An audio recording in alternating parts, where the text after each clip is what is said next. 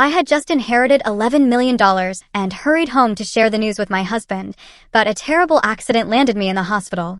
To my shock, he didn't come to see me. When I called him, he said he didn't have time or money to waste on a loser. A few days later, he showed up with his new wife, clearly there to humiliate me. But the moment she saw me, she screamed, "Oh my God, I thought I'd survived the ultimate betrayal when my husband declared me dead and married someone else while I was still fighting for my life in a hospital bed. But the real shock, the one that truly shattered my world, was who his new wife turned out to be. My name is Morgan, and at 35, I certainly never expected to inherit $11 million from my estranged uncle, James. I was driving home that day absolutely buzzing with excitement, ready to tell my husband, Eric, the life-changing news. Our lives were about to turn around. I just knew it. That's when my world literally crashed around me. I woke up in the hospital, my body a battlefield of broken bones and searing pain. Hours bled into days, and Eric, he never showed.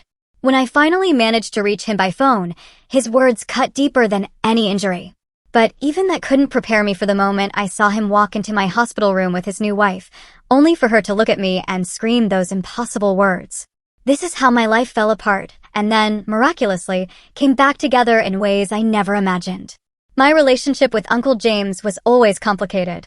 He was my father's older brother, but they'd had a massive falling out decades ago over the family business. The rift was so deep, our families barely acknowledged each other, even at the rare holiday gatherings. Yet, I had these vivid, fond memories of visiting his sprawling countryside estate as a child. Those visits felt magical. Uncle James, this imposing man, would show me his rare book collection and tell incredible stories of his business adventures abroad.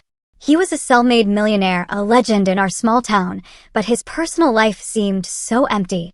He never married, never had kids, just threw himself into his work.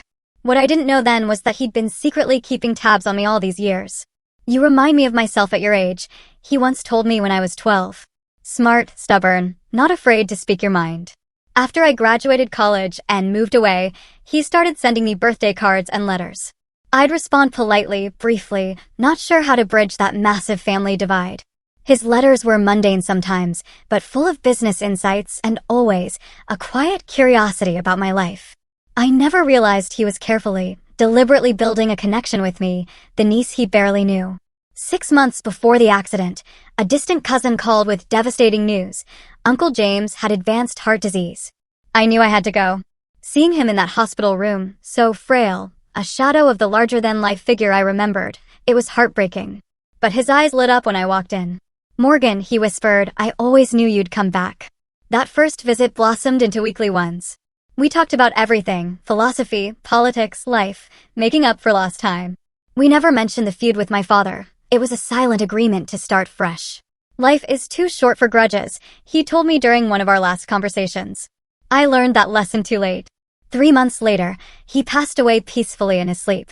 I mourned him, truly, more deeply than I ever expected to. And then there was Eric.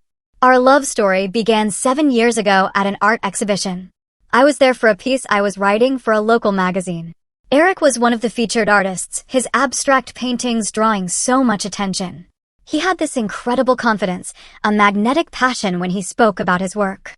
"Art is about seeing the world differently," he'd said during our interview. "Finding beauty in chaos."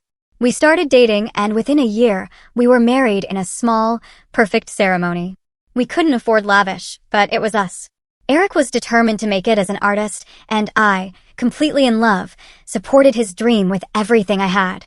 I took a stable job at an advertising agency to keep us afloat while he pursued galleries and commissions.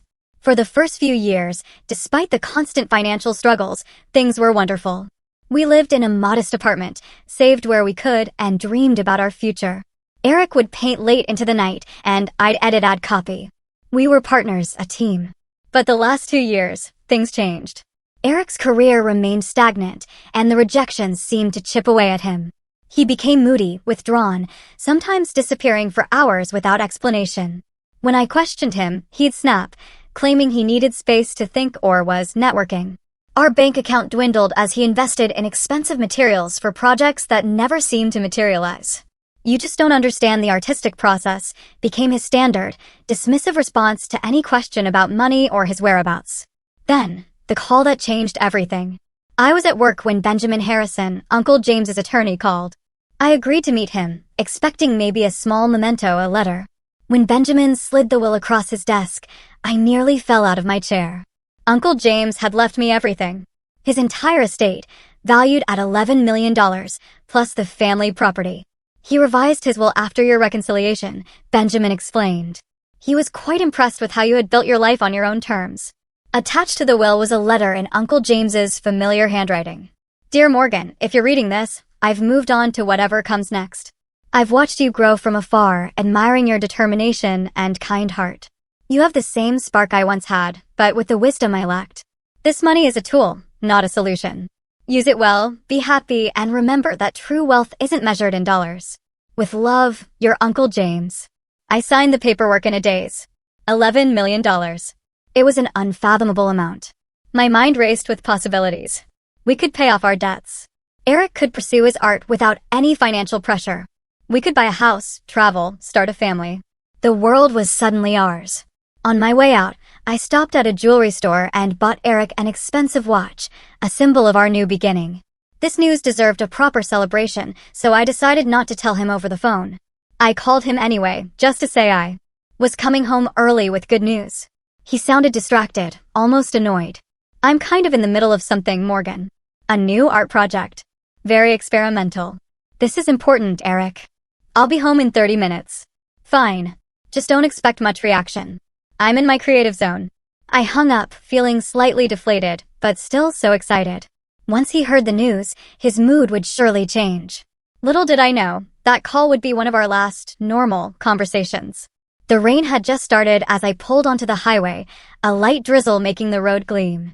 I remember turning on the radio, some upbeat song playing, as I mentally rehearsed how I'd tell Eric. Maybe I'd make him close his eyes, place the watch in his hands, then share the incredible news. I pictured his face lighting up, the stress of recent years melting away. I was so consumed with these thoughts that I almost missed seeing it. A semi-truck 2 lanes over suddenly swerved, its tires skidding on the wet pavement. Time seemed to slow. I watched it jackknife, the massive trailer swinging toward me like some terrible pendulum. I jerked the wheel hard, but it was too late. The impact was deafening. Metal crunched against metal as my car spun violently. The airbag exploded into my face with shocking force. Through the chaos, I remember seeing the watch box fly open, the expensive timepiece sliding across the dashboard in slow motion. My last conscious thought was strangely about a roadside billboard advertising family insurance with the tagline, "Protect what matters most." Then, darkness. I awoke to the rhythmic beep of heart monitors and that unmistakable antiseptic hospital smell. My entire body felt like it had been run through a meat grinder. Even breathing sent sharp pains through my chest. I tried to move and immediately regretted it. "Easy there," a gentle voice cautioned. "You need to stay still." I forced my eyes to focus on the woman in blue scrubs beside my bed. Her name tag read, Sarah Winters, RN. "What happened?" My voice came out as a rasp. "You were in a serious accident on Highway 65, Sarah explained, checking in for. You've been unconscious for almost 2 days. 2 days. The information landed like a brick. My husband, does Eric know I'm here? Sarah's expression shifted subtly. We contacted the emergency number in your phone. Left several messages. But he hasn't come. Even in my drugged state, I felt a stab of confusion. Not yet, but I'm sure he will soon, she added, though her tone lacked conviction. Later that day, Dr. Daniel Foster explained the extent of my injuries. 3 broken ribs, a severe concussion, a compound fracture in my right leg requiring surgical pins, and various lacerations. Weeks of hospitalization, months of physical therapy. You were extraordinarily lucky, he said. The driver of the truck that hit you didn't survive. Lucky? I didn't feel lucky as I lay there, unable to reach my husband. I tried calling Eric's phone repeatedly, but it went straight to voicemail. Text messages showed as delivered but remained unanswered. Each passing hour amplified my anxiety.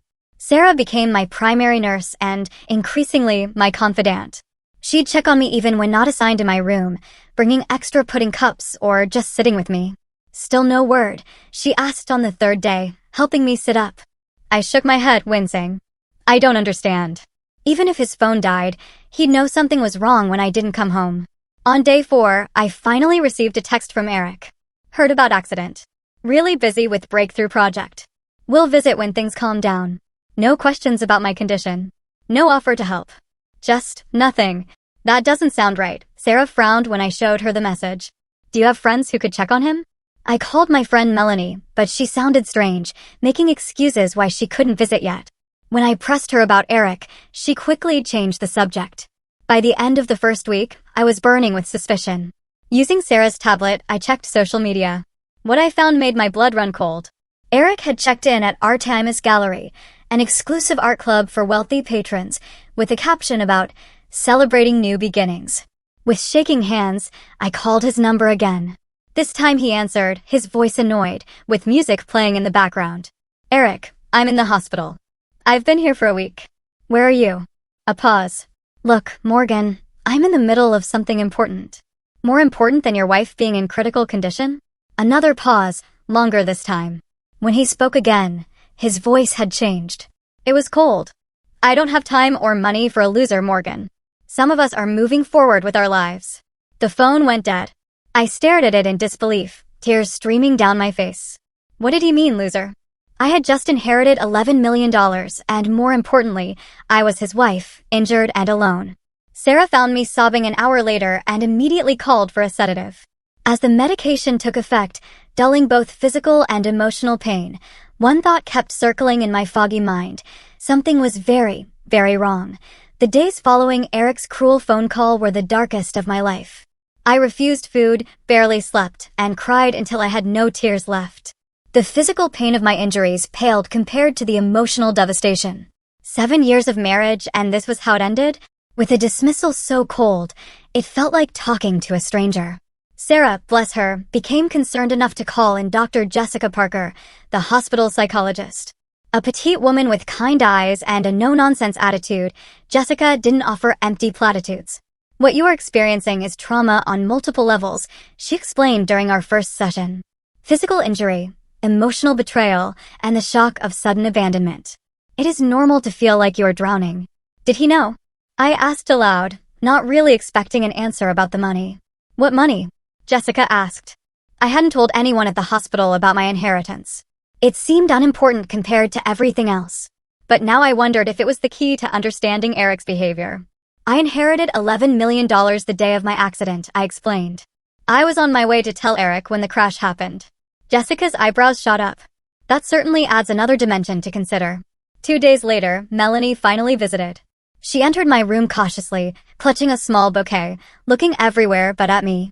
You look terrible, she blurted, then immediately grimaced. Sorry, that came out wrong. Why have you been avoiding me? I asked directly. The medications had dulled my capacity for social niceties. Melanie sat heavily in the visitor's chair, flowers forgotten in her lap. I didn't know what to say, Morgan. Everything is so messed up. Tell me what's going on with Eric. She fidgeted with her wedding ring, twisting it nervously.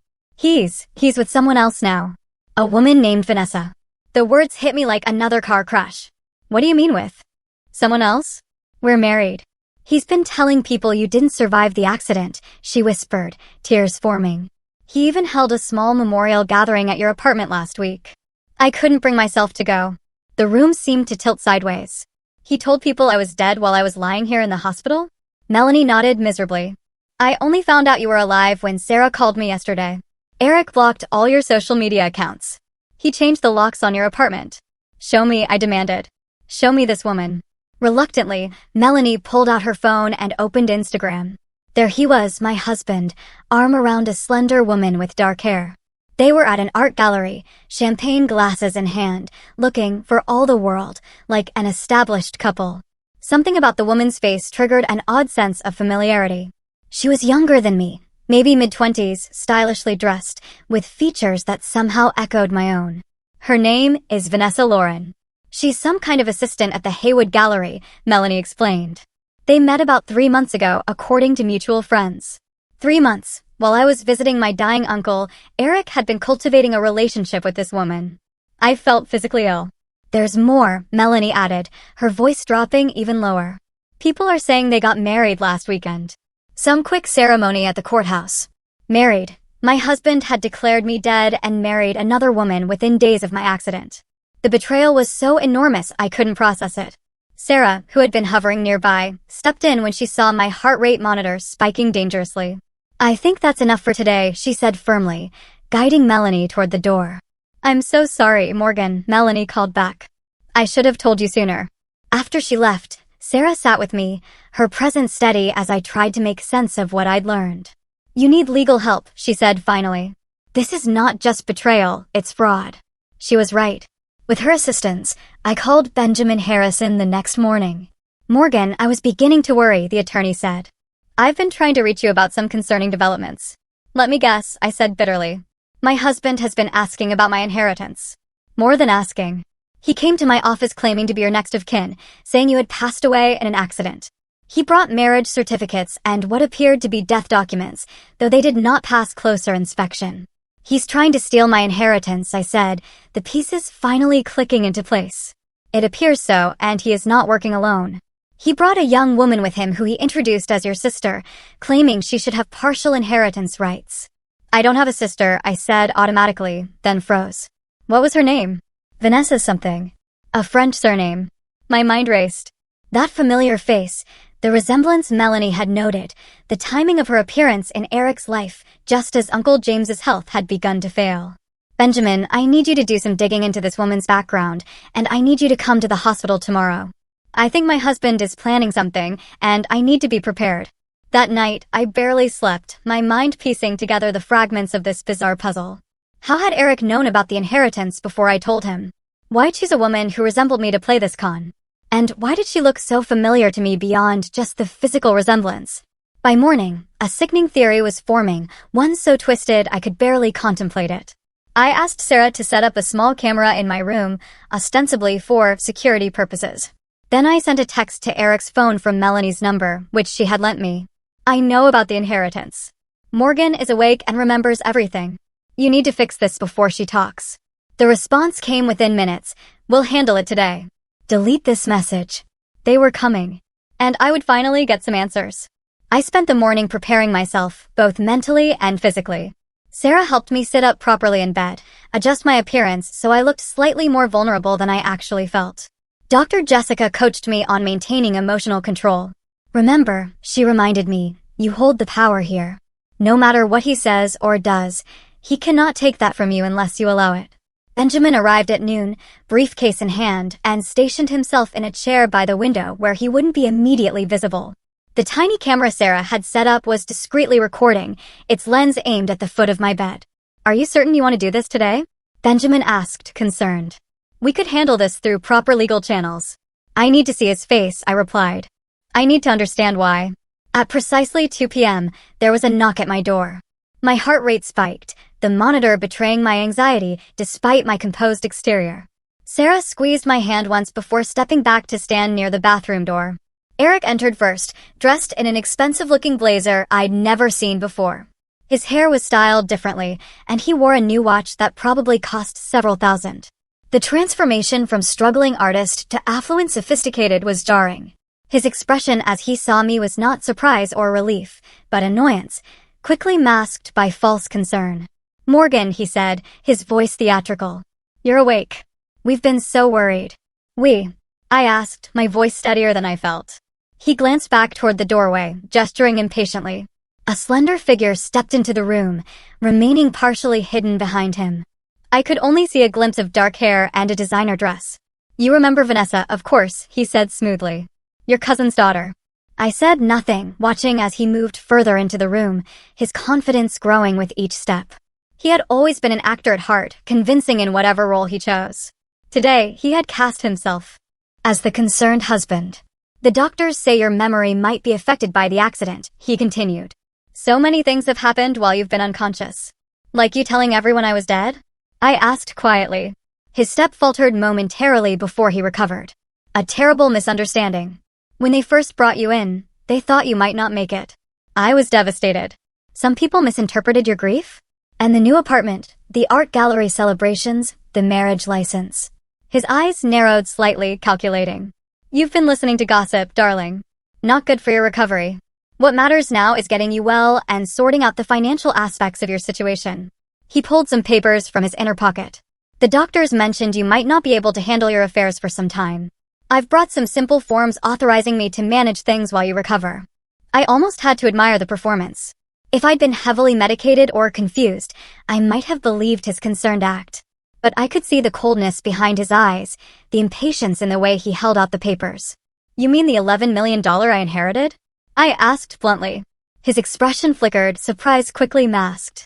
"You remember that?" "Yes, of course." "Such a blessing, but also a responsibility. In your condition, the stress of managing such funds could impede your recovery. How thoughtful of you to worry about that." He smiled, mistaking my calm for compliance. "I've always had your best interests at heart, Morgan. Is that why you blocked my social media accounts, changed our apartment locks, told my friends I was dead?" Eric's facade began to crack. "You're confused. The medication." "Show her the video," Benjamin said suddenly, standing up from his chair. Eric spun around, genuinely startled. "Who the hell are you?" "Benjamin Harrison, Mrs. Wallace's attorney," Benjamin replied calmly. "And you must be the husband who has been attempting to defraud his injured wife." Benjamin set his tablet on the bed tray, playing security footage from his office, showing Eric and a young woman presenting falsified death certificates and claiming inheritance rights. "That is enough," Eric snapped, moving to grab the tablet. "Don't touch that," Sarah warned, stepping forward. "Hospital security is right outside." The woman who had remained near the doorway finally moved forward, curiosity apparently overcoming caution. As she approached the bed, I got my first clear look at her face. The resemblance was even more striking up close. The same shaped eyes, a similar nose. Even the way she carried herself reminded me of myself at a younger age. But there was something else. Something that triggered a deep, almost primal recognition. Vanessa stared at me, her expression shifting from nervous to confused to shocked, her face paling dramatically as our eyes locked. "Oh my God," she whispered, her voice shaking. "She is my mother." The room went completely silent. Eric lunged toward her, grabbing her arm. "Shut up," he hissed. "Stick to the plan." But Vanessa was transfixed, staring at me as if seeing a ghost. With trembling hands, she reached into her purse and pulled out a worn photograph. "I've been looking for you my entire life," she said, her voice breaking as she held out the photo for me to see. The image showed a teenage girl holding a newborn baby. Her face partly obscured, but unmistakably a younger version of myself. A photograph I hadn't seen in 17 years, one I thought had been destroyed long ago. As I stared at the evidence of my most carefully guarded secret, the room seemed to spin. The beeping of the heart monitor accelerated as pieces of a puzzle I never knew existed suddenly locked into place. My hands trembled as I took the photograph from Vanessa. The teenage girl in the image looked so young, so scared, her eyes red from crying as she held the tiny bundle for what she knew would be the first and last time. "Where did you get this?" I whispered. "It was with me when I was adopted," Vanessa replied, her voice equally soft. "The only link I had to my birth mother. I've carried it with me every day since I was old enough to understand what it meant." Eric made another attempt to intervene. "This is ridiculous. She's clearly confused and trying to manipulate the situation." "Be quiet, Eric," I said with a newfound authority that seemed to surprise everyone, including myself. "For once in your life, just stop talking." I looked back at Vanessa, really studying her face. She had my mother's cheekbones in my eyes. How had I not seen it immediately? Perhaps because I had spent 17 years trying to forget, to push away the memory of the baby I had held only once. "I was 18, I began, my voice steadying as I spoke. A senior in high school, with plans for college. My boyfriend at the time wanted nothing to do with a baby, and my parents were horrified by the scandal it would cause in our small town." Vanessa sat on the edge of my bed, transfixed. "They sent me to stay with a distant aunt during the pregnancy. After you were born, they arranged a closed adoption. I was allowed to hold you once, and someone took this picture. I didn't know they had given you a copy. My adoptive parents told me it was the only thing that came with me," Vanessa explained. "They were wonderful people who never hid the fact that I was adopted. When I turned 18, they supported my decision to search for my birth mother." "How did you find Eric?" Benjamin asked, his lawyer's mind still focused on unraveling the scheme. Vanessa looked uncomfortably at Eric, who stood rigid with anger by the window. "I didn't find him. He found me," she admitted. "About 3 months ago. He approached me at the gallery where I work. He said he knew who my birth mother was." The pieces clicked into place with sickening clarity. "The memory box," I said, looking at Eric. "You found it when we moved last year." Eric said nothing, but his expression confirmed my suspicion. I had kept a small wooden box with a few mementos from that period of my life, the hospital bracelet, a tiny hat, and a copy of that photograph. I thought I had hidden it well, but apparently not well enough. He told me you had been searching for me, too, Vanessa continued. That you were wealthy but estranged from your family and wanted to reconnect, but were afraid of rejection. And when did marriage enter the picture? I asked, unable to keep the bitterness from my voice. Vanessa flushed with shame. It happened gradually. He was so attentive, so interested in helping me connect with you. When he proposed 2 weeks ago, saying it would make you happy to see me settled with someone you trusted, it seemed romantic. Then I had my accident, and suddenly I was more valuable dead than alive, I concluded. Eric finally broke his silence. You have no proof of anything. This is all circumstantial and emotional manipulation. Benjamin cleared his throat. Actually, we have quite a bit of evidence, including your attempts to access Morgan's accounts, falsified death certificates, and now this recorded confession. Not to mention bigamy, as you are still legally married to Morgan. What I don't understand, Sarah interjected, is why go through all this elaborate scheme? Why not just stay married to Morgan and enjoy the inheritance together? I looked at Eric really. Looked at him, seeing him clearly, perhaps for the first time. Because he never loved me. I was convenient, a steady income while he pursued his artistic dreams. But $11 million? That required a bigger plan. The will has a special provision, Benjamin explained. If Morgan had died without children, a significant portion would have gone to charity. But with a direct descendant, the entire inheritance would stay in the family. And as Vanessa's husband, I finished, Eric would have influence over those funds. Vanessa stood up, suddenly moving away from Eric. You used me. All those things you said about caring for me, about building a future together. Don't be naive, Eric snapped. It was a mutually beneficial arrangement. You wanted to find your birth mother. I helped. The money was just a bonus. By declaring me dead and marrying my daughter? I asked incredulously. Half the inheritance would have gone to her anyway once the relationship was discovered. Eric argued, his true nature now fully exposed. I was just expediting the process, Benjamin pointed out. By committing fraud and potentially murder if Morgan had died from her injuries without regaining consciousness. Eric's face hardened. You cannot prove that. We don't need to, I said quietly. You've done enough damage already. I turned to Vanessa, whose world had clearly been shattered. I'm so sorry you were dragged into this. She wiped tears from her eyes. All my life I imagined finding my birth mother. Never like this. Eric made a sudden move toward the door. This is absurd. I'm leaving. I wouldn't advise that, Benjamin said calmly. Hospital security is waiting outside, and I have already filed preliminary charges. Leaving now would only add fleeing to the list. As if on cue, 2 security officers appeared in the doorway. Eric looked wildly around the room, like a cornered animal searching for escape. Morgan, he tried one last time, his voice taking on the gentle tone I had once loved. We can work this out. Think about everything we've been through together. That is exactly what I am thinking about, I replied. Officers, this is the man I mentioned. As they escorted Eric from the room, Vanessa and I were left in a strange, weighted silence. 17 years of separation hung between us like an invisible wall. I never stopped thinking about you, I finally said. Not a single day. The days following Eric's arrest were a blur of legal meetings, police statements, and incredibly raw, emotional conversations. Benjamin worked tirelessly to untangle the web of fraud Eric had created, discovering he'd attempted to access my bank accounts multiple times using forged documents. He was quite thorough, Benjamin explained during one of our meetings. He'd created a paper trail suggesting you had discussed the inheritance with him, even forging emails. How much trouble is he in? I asked, not out of concern for Eric, but needing to understand the extent of his crimes. Fraud, forgery, attempted grand theft, bigamy, and potentially conspiracy charges.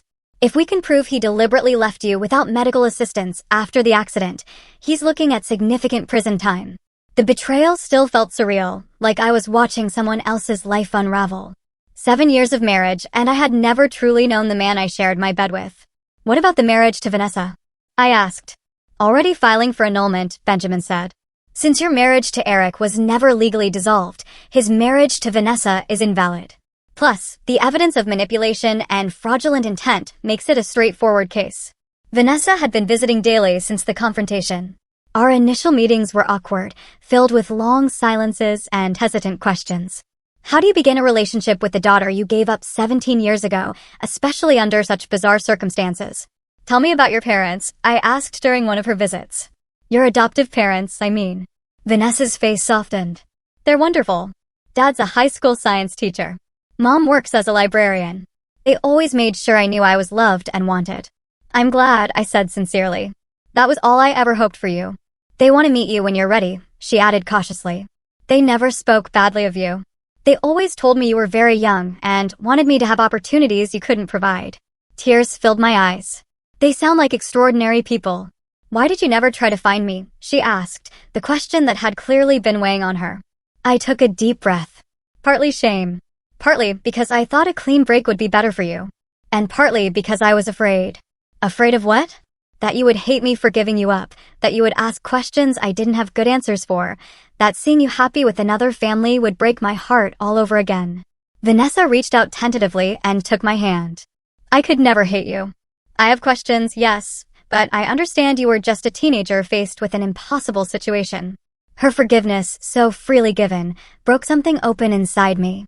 For the first time since the accident, I wept without restraint, releasing 17 years of guilt and regret. Sarah, who had been checking my vitals, quietly left the room to give us privacy. While my emotional wounds began the slow process of healing, my physical recovery continued as well. The surgeons had done excellent work on my leg, but the road to full mobility would be long. Physical therapy sessions were grueling, often leaving me exhausted and discouraged. You're making remarkable progress, Dr. Foster assured me. Many patients with your injuries would still be bedridden. I have good motivation, I replied, glancing at Vanessa, who had taken to attending my therapy sessions for moral support. Benjamin visited again with news about the inheritance. Given the circumstances, I believe we should discuss how you want to handle the estate, particularly in light of Vanessa's relationship to you. I had been thinking about this extensively. Uncle James left everything to me because he didn't know about Vanessa. Had he known he had a great niece, I believe he would have included her. So, you want to split the inheritance? Benjamin clarified. Yes, equally. Vanessa immediately protested. Morgan, no. That money is yours. I never came looking for you because of money. I know that, I assured her. But your family. My family. And I have 17 years of birthdays and Christmases to make up for. 2 weeks after Eric's arrest, I received a visit from Detective Laura Jennings, the officer handling the case. We found something concerning when executing the search warrant on your apartment, she explained, placing a sealed evidence bag on my bed tray. Inside was a small bottle of pills with a pharmacy label in my name, but for medication I had never been prescribed. These are powerful sedatives, often used to treat severe insomnia, Detective Jennings explained. According to the prescription date, they were filled 3 days before your accident. I've never had trouble sleeping, I said, confused. I've never seen these before. We are investigating the possibility that your husband may have been medicating you without your knowledge. Several of your neighbors reported hearing arguments in the weeks before your accident, and one mentioned you seemed unusually tired and disoriented during your last conversation. The implication was clear and chilling. Had Eric been planning to get rid of me even before learning about the inheritance? Had the crash simply provided a convenient opportunity to accelerate his plans? We may never know the full extent of what he intended, Detective Jennings admitted. But rest assured, we are building the strongest case possible. As my discharge date approached, practical concerns began to surface. I couldn't return to the apartment I'd shared with Eric, both for legal and emotional reasons. Hotels were not suitable for someone still requiring medical care and physical therapy. You could stay with me, Vanessa offered. My place is small, but it has an elevator and no stairs. I couldn't impose like that, I protested. It's not an imposition. I want to help, she insisted, then added with a small smile, besides, we have a lot of catching up to do. Sarah had another suggestion. What about your uncle's property? Benjamin mentioned it's sitting empty. The idea took root. The countryside estate where I had spent those few magical childhood days was now mine. It would need updating and modifications to accommodate my recovery needs, but it offered a fresh start, away from the painful memories of my life with Eric. It's over an hour from the city, Vanessa. That would be a long commute for you to the gallery. She looked down, fidgeting with her purse strap. Actually, I quit the gallery job last week. Too many memories of how Eric manipulated me there. What will you do now? She hesitated. I've been thinking about going back to school. I always wanted to study psychology, maybe focus on helping adoptees and birth parents navigate reunions. The serendipity of the moment was not lost on me. The estate has plenty of room, I said. You could stay there while you figure things out. If you want to, of course. The look of hope on her face was answer enough. Somehow, from the wreckage of betrayal and pain, a new kind of family was emerging, one built on truth and choice, rather than deception. 6 weeks after the crash that changed everything, I was finally discharged from the hospital. Leaving the place that had been my home during this transformation felt strangely emotional. I hugged Sarah tightly, promising to keep in touch. You are one of the strongest people I have ever met, she told me. Remember that on the hard days. The drive to Uncle James's estate, now my estate, was quiet. Vanessa concentrated on navigating the winding country roads, while I watched the city gradually give way to rolling hills and open fields. A light snow had fallen the night before, dusting the landscape in pristine white that seemed fitting for our fresh start. The house itself was grander than I remembered, a sprawling Victorian with a wraparound porch and large windows. Benjamin had arranged for modifications to accommodate my mobility issues, ramps alongside the front steps, a temporary bedroom set up on the first floor, grab bars in the bathrooms. What do you think? I asked Vanessa as we pulled into the circular driveway. It's beautiful, she replied, her eyes wide. Like something from a storybook. Those first few weeks of cohabitation were an adjustment for both of us. We were mother and daughter biologically, but strangers in nearly every other way. We circled each other cautiously, learning habits and preferences, finding our rhythm in this new shared life. I discovered that Vanessa was a morning person who sang in the shower. She learned that I couldn't function without coffee and preferred silence until my second cup. Small revelations that gradually built a bridge between us. My physical recovery continued with home visits from a physical therapist 3 times weekly. The pain was constant but evolving, sharp stabs giving way to dull aches as my body slowly healed. I graduated from a wheelchair to a walker, then to crutches, each transition a small victory celebrated with cupcakes Vanessa would bring home from the local bakery. The emotional healing was more complicated. Dr. Jessica continued our therapy sessions via video calls, helping me process not only Eric's betrayal, but also the sudden reappearance of the daughter I had given up. Relationships built under extreme circumstances can be intense, but fragile, she cautioned. Give yourself and Vanessa time to develop a sustainable connection. Taking her advice, Vanessa and I began establishing rituals that helped normalize our unusual situation. Sunday movie nights, Thursday cooking experiments, daily walks around the property as my mobility improved. We talked about everything and nothing, filling in the 17-year gap in our shared history. One evening, about 3 months after moving to the estate, Vanessa hesitantly brought up a subject we had both been avoiding. I'd like you to meet my parents, she said. My adoptive parents, I mean. My stomach tightened with anxiety. Do they hate me? No, she said firmly. They've always spoken of you with respect. They understood you were in an impossible situation. The meeting was arranged for the following weekend. I spent days worrying about what to wear, what to say, how to thank them for raising the daughter I couldn't keep. When the day arrived, I was a bundle of nerves, pacing the front hall with my cane. Mark and Diana Lauren turned out to be exactly as Vanessa had described, kind, unpretentious people who greeted me with warmth rather than judgment. We have always considered ourselves the custodians of Vanessa until you could be part of her life again, Diana told me over tea. We are so grateful that day has come, even under these difficult circumstances. Their generosity of spirit humbled me. Instead of seeing me as a threat to their relationship with Vanessa, they welcomed me as an addition to their family circle. By the end of their visit, we had made plans for holidays and future gatherings, expanding our unconventional family even further. The legal proceedings against Eric continued in the background of our new life. I attended court hearings when required, facing him across the courtroom with a strength I didn't know I possessed. He had lost the charismatic charm that once defined him, appearing sullen and diminished in his orange jumpsuit. When he was finally sentenced to 8 years for fraud and related charges, I felt no satisfaction, only a quiet relief that this chapter was truly closing. Do you still love him? Vanessa asked me once after a particularly difficult hearing. No, I answered truthfully. I mourn the person I thought he was, but that person never existed. He was a character Eric created, like one of his paintings. As the seasons changed, so did the estate. We planted a garden in spring, transforming the neglected grounds into something vibrant and alive. I found unexpected joy in nurturing growing things, perhaps because it paralleled my own rebirth. Following Benjamin's financial advice, we established a charitable foundation in Uncle James's name, focusing on supporting young single mothers and promoting ethical adoption practices. The irony of using my inheritance this way was not lost on me, but it felt right, a way of creating meaning from my own painful experience. Vanessa enrolled in university that fall, commuting to classes while continuing to live at the estate. Her passion for psychology was evident in how she approached everything, always considering the deeper motivations behind behaviors and choices. "You would have been a terrible artist's wife," she told me one evening as we sat on the porch watching the sunset. "Too practical, too grounded." "And yet, I tried to be one for 7 years," I replied with a rueful smile. "Because you thought love meant supporting someone else's dreams at the expense of your own." Her insight struck me deeply. "When did you get so wise?" "I had good parents," she said simply. "All 3 of them." As my physical recovery plateaued, I began considering what I wanted for my own future. The advertising career I had pursued mainly to support Eric's artistic ambitions no longer appealed to me. With financial security now assured, I had the freedom to reinvent myself completely.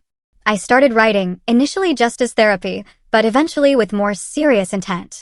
My story, fictionalized but emotionally true, began to take shape as a novel. The process was cathartic, transforming pain into purpose. 1 year to the day after the accident, we held a small gathering at the estate. Sarah came, along with Benjamin, Detective Jennings, Dr. Jessica, Melanie, and Vanessa's adoptive parents. People who had supported us through the darkest times, now sharing in the light. As I looked around at these faces, at the unlikely family we had created from the wreckage of betrayal, I was struck by the strange alchemy of life, its ability to transmute lead into gold if given enough time and pressure. "I want to propose a toast," I said, raising my glass. "To unexpected journeys and the people who help us navigate them." Later, as Vanessa and I sat alone on the porch steps after everyone had gone, she asked the question that had been on both our minds. "Do you ever regret it?" Not the adoption, but everything that happened after the accident, discovering Eric's betrayal, all the pain. I considered carefully before answering. Regret implies I would choose a different path if given the chance, and I wouldn't. Not if it meant not finding you again. Money can reveal people's true characters, stripping away pretense and exposing what lies beneath. Eric's betrayal taught me that painful lesson. But it also brought me back to my daughter, giving me a second chance at a relationship I thought was lost forever. Sometimes the worst moments of our lives create openings for the best to enter. The crash that broke my body led to healing my heart. The husband who betrayed me inadvertently reunited me with the daughter I had grieved for 17 years. The inheritance that made me a target also gave me the freedom to rebuild my life on my terms. As the stars appeared above us, I realized that true wealth had nothing to do with the millions in my bank account and everything to do with the authentic connections I had formed in the aftermath of disaster. I had lost a husband, but gained a daughter, lost illusions, but gained clarity, lost my old life, but gained one infinitely more real and satisfying. "What are you thinking about?" Vanessa asked, noticing my silence. "That sometimes you have to survive a crash to find your way home." Have you ever experienced a betrayal that ultimately led to something positive in your life? I would love to hear your stories in the comments below. And if this journey resonated with you, please hit that like button and subscribe to hear more stories of resilience and unexpected second chances. Share this with someone who might need a reminder that even our darkest moments can lead to dawn. Thank you for listening to my story, and remember that sometimes our greatest strength emerges from our most vulnerable moments.